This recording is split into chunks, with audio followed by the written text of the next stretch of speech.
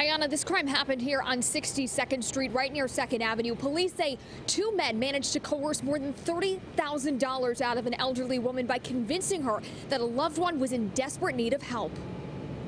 It's horrible. It's a crime and it's horrible, and I don't want it to happen to anybody I know. $37,300. That's how much two suspects managed to steal from an unsuspecting 89-year-old woman at her apartment on East 62nd Street over the course of 3 days in July.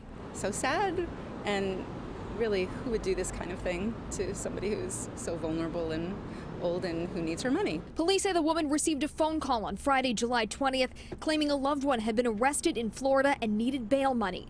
Later that day, someone reportedly met the victim at her apartment and collected money. Poor thing. I feel bad for her. I've never heard of anybody going to somebody's house and doing it. The suspects reportedly repeated the same request over the next 2 days, collecting more than $37,000 from the victim at her apartment by the time the weekend was over, and all of it caught on surveillance video. Nothing surprises me anymore. That's what happens when you're too trusting. Police say the first suspect is a man between 5'5" and 5'7", weighing around 200 pounds. The second is a man with a thin build and a beard, about 160 pounds, between ages 23 and 27. You got to be aware all the time. You can't trust anybody.